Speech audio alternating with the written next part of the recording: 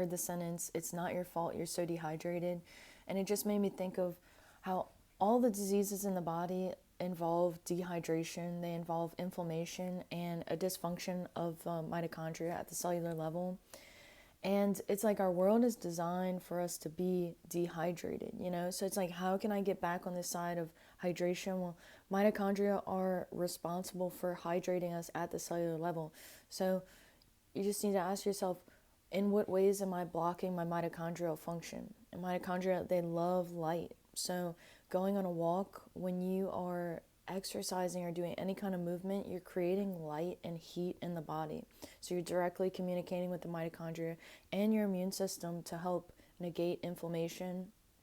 That's also linked with all disease states as well, because inflammation is actually coming, a majority of it comes from the mitochondria. When they're not functioning properly, it's like they're either your best friend or your worst enemy.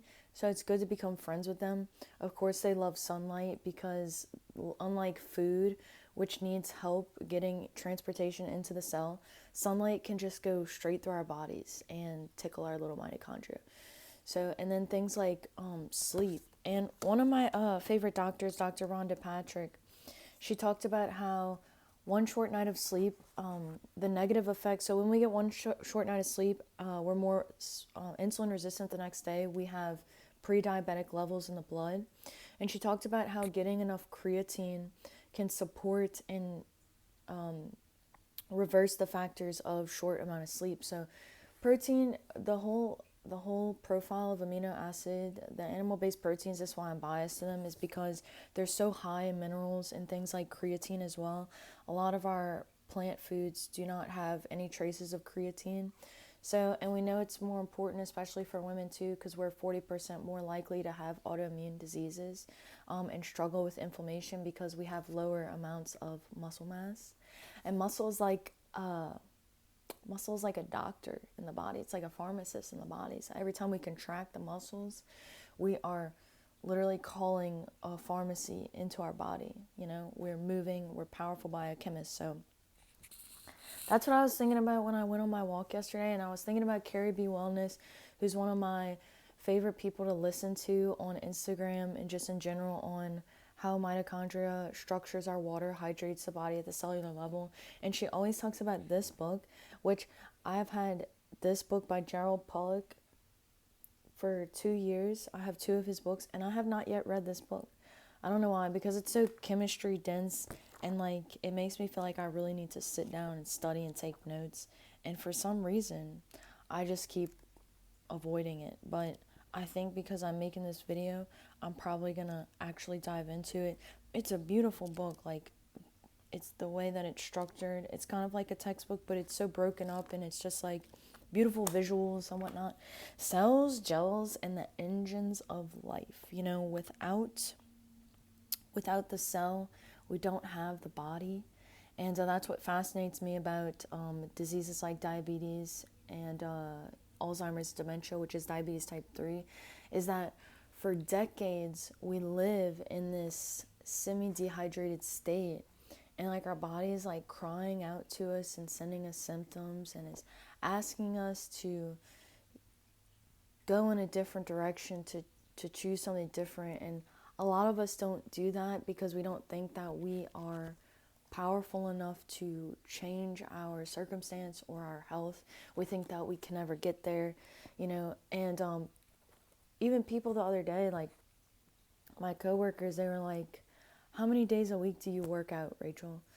And a lot of people ask me this all the time. It's like, I don't work out nearly as much as I did when I first started. Like, and my workouts are very minimal right now. Like, I go on walks, I'm focused on meditation, and I'm doing my deep splits where I'm focused on loosening my hamstrings and my glutes.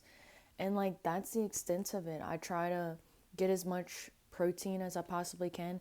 If I'm feeling crazy one day, like I got a lot of energy, I might do a light weight training session, but it doesn't have to be as hard as you think it is. Like, you don't have to go to the gym constantly. You just have to focus on like, how do I hydrate the body?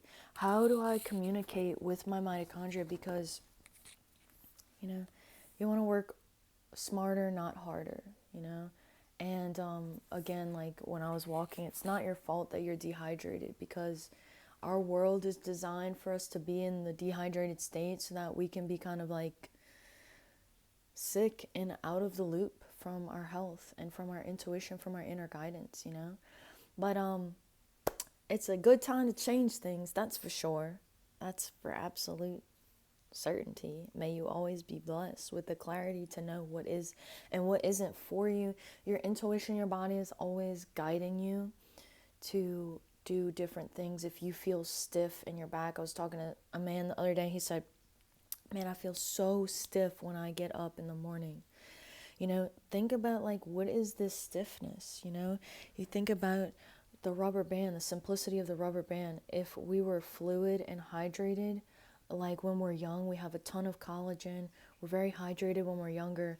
We have all this flexibility. When we get older, we just become dehydrated. We become rigid. We become stiff. So how can I hydrate my body before I go to sleep? Maybe I'm drinking some electrolytes before I go to sleep, right? Maybe I'm stretching my body before I go to sleep. Could you imagine how it feels to, you know, you've been waking up, you've been stiff all this time, every single day you're stiff. You're like, oh, I'm getting old. You're mentally psyching yourself out. And then boom, you just start to say, actually, I'd rather wake up hydrated in the morning. What I'm going to do is I'm going to start eating more amino and fatty acids, because that's what actually hydrates my body, hydrates my cells. I'm going to drink some electrolytes before I go to sleep. I'm going to stretch my body. And then boom, you wake up feeling like you're a youngin' again.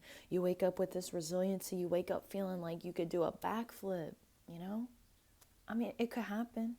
Why do some people age so fast and then other people age so gracefully, you know?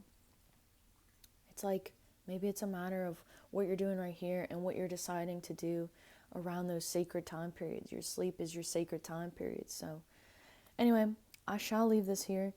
I do hope that you have the best day ever. Some amazing things can happen, some miracles. The miracles are plenty, you know. There's so many things that can happen, like we don't even know. It's just like the smile of a stranger.